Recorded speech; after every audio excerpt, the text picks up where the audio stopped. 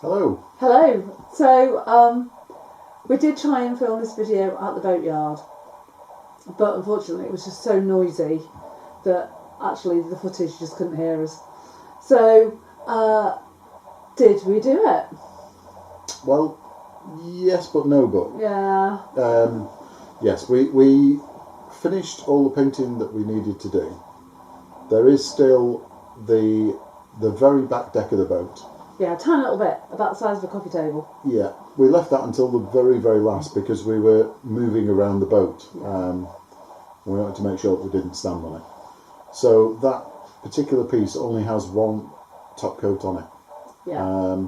However, it's being sanded, so it doesn't really matter. We can do that outside easily anyway. Yeah, no, I'll Sahara it outside. Yes. Also, we didn't do it in 2 weeks.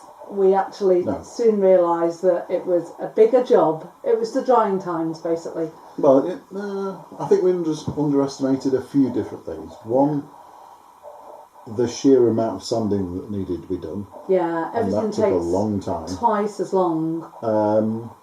The wait times while you're waiting for paint to not just dry but also to cure, so that you can then sand it back for the next coat. So that took quite a long time as well, longer than we anticipated. Yeah.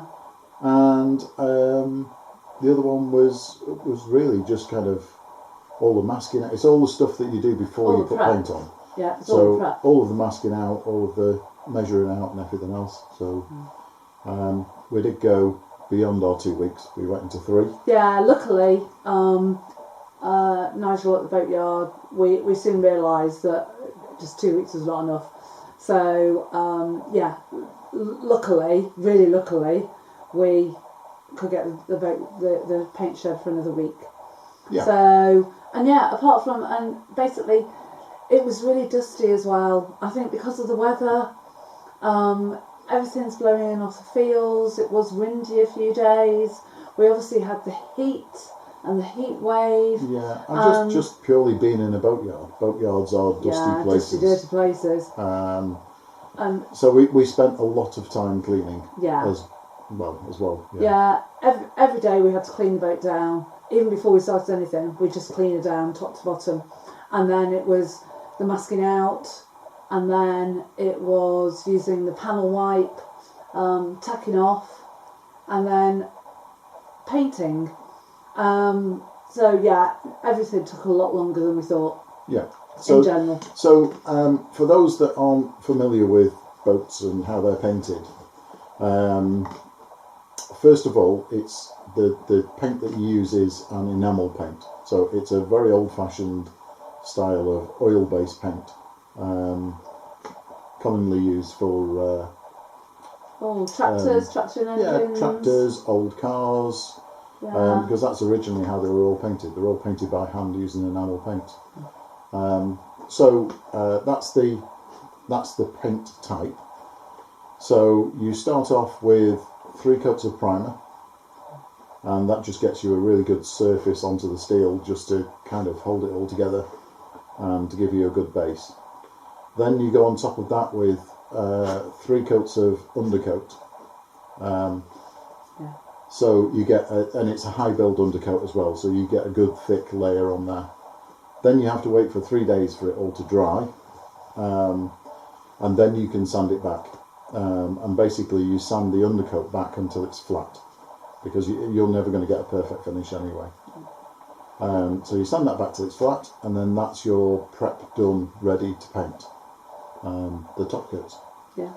So the way the top coats go is you paint on, or at least the way I did it anyway, you paint on the first top coat, you wait 24 hours, you paint on the second top coat. Now at that point then you wait for 3 days and then sand that back to a flat finish, and then put on the very final coat, which is the top surface, and it's done. So when you consider that there's multiple colours on the boat and all of those steps and processes that have to go through, then you can start to see. Sorry, Saoirse's sniffing the camera. Saoirse's sniffing the camera. No, come here. Come on. So you can start to see where all the time goes to. Don't start whooping. Don't start whooping. Sorry. Come on. It's not noisy backyards, it's noisy dogs. Yeah, so you can see where Good girl. all the time goes to. I think we might need to pause while we sort the dog out. She's just going to keep whooping at us. Good girl, sweetie. Where's your ball? Go on your ball. Go on your We'll ball. get it. Go on. Oh, we got snake instead. Yay. Right. Sorry, you have to noise now, the dog. What have Who you got? wants to play? So, go on, what are you up to? Yeah, so that's the finish. Now because so we've Sorry, I had to entertain the given the dog. dog something to eat, so she's going to be quiet for a little while. Yeah, so that's the process, and as I say, multiplied over different colours, different coats, and the waiting time and the sanding time and everything else. You can see where all the time goes to. Yeah, we did have a problem. We did it in, we did it in 3 weeks.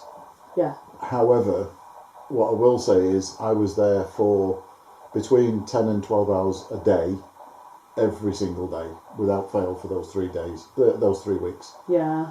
Plus obviously Some days were Ruth was there longer. as well. Yeah, we worked out man hours.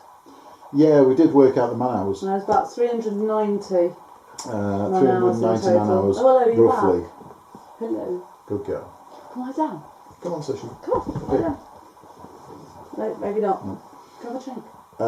390 man hours in total-ish.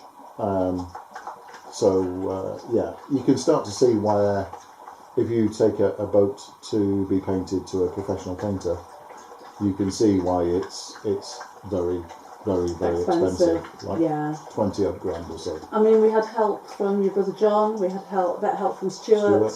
Yeah. I have to say, all the encouragement we had. Sorry, the dog. So she's having a drink. She's so noisy. So yeah, all the encouragement we've had from friends, family, and everyone at the boatyard. They all came and stopped and said hello and had a chat and asked how we were getting on, and many other people at the boatyard have painted boats, so they knew what we were going through. So all that encouragement was lovely, wasn't it?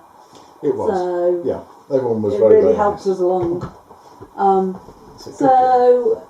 Yeah, There was we used about 35 litres of paint, not including the primer because we had already done that. No, yeah, the primer was basically more or less on the boat anyway. Yeah, because we gave it a coat a few years ago. Two coats. 2 coats. Yeah, and it came with one. It came with 1 coat. We put 2 coats on, and then basically when we came into the boat shed, we sanded that back because it had been damaged by UV. Yeah. So we sanded the top layer off that, and that was the primer. Yeah. We didn't need to do anything much. No. So overall, it went well. Apart from, we did struggle with the silver grey, the light grey. It went very streaky, and we don't know why. We did contact the manufacturer, but they weren't really much help. We did wonder, because it happened with each coat, but it hadn't happened last year when we did the hatch doors and the front and back I don't doors. recall it being like that No. when we did the hatch doors at all. At first, we thought maybe we hadn't mixed it enough, but that was the first coat. The second coat, you mixed it more than you needed to. And it's still the same. And the last coat, I actually continually stirred as Wayne was putting it on the boat. to make sure that, because it almost looked like the pigment was separating. Yeah, that's exactly what it looked like. When you, we haven't really got any decent pictures because it's quite a subtle thing, but when you're quite close to it, you can see it.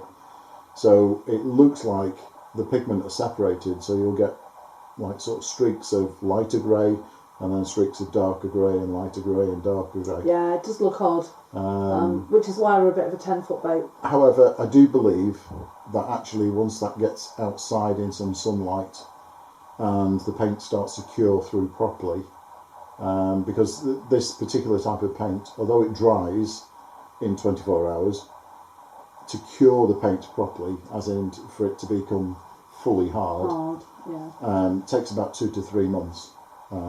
So I expect as it cures out that actually those streaks will pretty much disappear. Let's hope. I'm kind of hoping so. Fingers crossed. Is it perfect? No, far from it. No, you soon realise we're not professional boat painters. No. There are blemishes on it, and they're just simple mistakes, but having never painted a boat before, it's pretty much inevitable. Thank you for staying with us through it. It was literally eat, sleep and repeat, because that's all we did. It was literally that. I was going home, having some food, having a shower, weren't talking, were we? going to sleep, so and tired. then back to the boatyard. Yeah. And when we used to get up at 4 o'clock in the morning to be there for like 5, starting at 5, it was just... That was hard work. I didn't know what day it was or anything. Yeah, there were some days where I was back to work, unfortunately. Yeah. So, because it was going to also be very, very hot in there as well in the day, we chose to go in there first thing in the morning, i.e. sort of 5 and 5:30, to do the painting that we needed to do, and then I could go off to work, and then we'd come back in the evening when it cooled down a little bit, usually around about sort of 8 or 9 o'clock at sand night. and mask off. And Sand, mask off, and get ready basically for the next day and do the same. And go back in at 5 so those day. were particularly hard days. And I think as well, what I found was difficult, even though I wasn't actually doing the painting, was you'd go and you'd spend all that time doing the prep, and almost sort of the last job you're doing is the painting, because then you can't really do anything. You can't be doing that much after you've painted, because you can't start sanding in the boatyard, something else really. So then we'd leave it overnight until we go in the next day, and it's like you've all already done like a day's work, but then you have to start the painting, and it's the painting that's the critical bit. So, but we got through it to a degree. So as I say, it's far from perfect. There are blemishes in it that I can see, but it's very, very difficult, because when you're painting a boat, you're literally like a foot away from it, so you can see every tiny imperfection. Once it's outside and you're a little bit further away from it, the chances are you're not going to see those blemishes. So I'm very pleased with what we've ended up with. Oh yeah, she looks lovely. Tatum looks absolutely lovely. So thank you for watching. Please remember to like and subscribe. And we're back on the electrics, I think, next week. We are. We're going back to the electrics. If you have any questions about the paint or anything else, then put them in the comments and I'll answer you back. That's it. One question. Yes. Would you ever do it again? Not if I absolutely didn't have to. No, it was such an ordeal. It was hard work. Very rewarding. Yeah. Now it's done. Yeah. But very, very hard work. Yeah, it's just, you can't think of anything else, can you, when you're doing it? No. And we had lists and lists of what we'd done when we'd done it, because you need to keep an eye on which coat you're on, for how which long colour. For the next. Yeah, so it's which coat for which colour. Yeah. When you painted it, how long you have to leave it then before you can sand it. Yeah. So we literally had a book where every time we put a coat of paint on, we'd note down in the book what it was, the day. Yeah, which coat number it was, so we could keep track of where all these were, because they were all happening consecutively. You can't just do one and then leave it and come back and then do another coat, do a different colour. You have to do them all consecutively to keep it rolling. Otherwise, you'd be there for months. Yeah, I think we're still recovering because we're just so tired all the time. So right, okay, thanks so much, and we'll see you next time. Thank you. Bye. Bye. Say bye, Sushi. She would as well if she could. Woof. You good girl. You already said you woof. Bye.